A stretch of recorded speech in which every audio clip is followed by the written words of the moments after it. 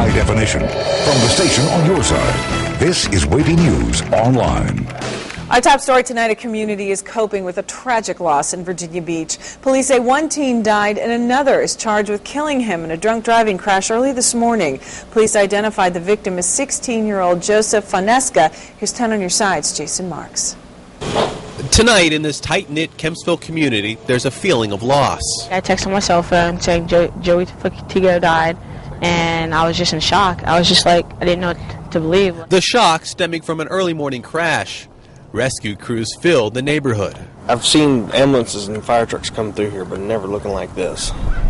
The scene is now clear, the only reminder some yellow tape. Virginia Beach police say it was at the intersection of Avalon and Normandy Avenues just after midnight. They tell us the car sped right through the small neighborhood intersection and ran right into a tree. And then the car, of course, was lodged in like this.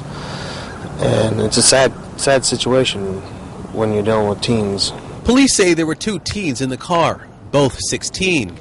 The passenger, a Kempsville High School baseball player, died at the scene. I mean, he's a really nice guy, and he has a lot of friends. He's really well known, so it's going to be talked about a lot. Family was too upset to talk with us on camera, but tell us he was a pitcher for the Chiefs. He was at a party last night getting a ride home from a friend when the crash happened. The driver was taken to the hospital, but soon was charged with drinking and driving. There's laws that you have to follow, and if you don't follow them, you got to face the consequences. And you took an innocent life, and he has to live with that for the rest of his life. There's a lot of good kids around here. It just sometimes takes one careless mistake. And it doesn't matter if it's a teenager or an adult. Again, police identified the victim as Joseph W. Fonseca. They have not released the name of the driver. 3 Coast Guard members involved in a helicopter crash made it safely back home. The Coast Guard sent us this video of family and friends welcoming the crew back to Elizabeth City, North Carolina. Commander Patrick Shaw, Petty Officer 3rd Class Darren Hicks, and Petty Officer 3rd Class Edward Shrika were returning from a support mission at the Winter Olympics in Vancouver last week when their chopper crashed near Salt Lake City. They spent days in the hospital before returning home yesterday. Fellow Guard members say they are glad to have them back.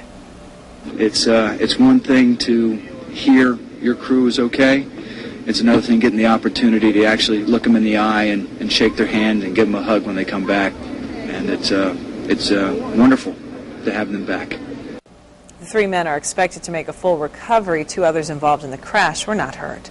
Crews continued their search today to find the body of a missing boater in James City County. Virginia State Police and the Virginia Marine Police used sonar equipment to find one person yesterday in the York River's Croker Landing.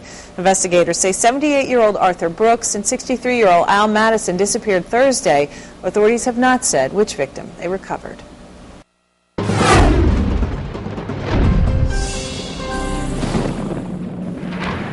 All right, get ready for more mild temperatures in the forecast. Lots of sunshine as we go over the next several days. 60 degrees on Monday, upper 50s on Tuesday. The clouds start building in by midweek, and we're going to move into a cloudy and wet pattern from Thursday through about Sunday. But those temperatures still on the warm side. 66 degrees on Friday. Overnight low temperatures in the 30s, 40s, and even 50 for Thursday night, so pretty mild there. Enjoy the next couple of days. Lori, over to you.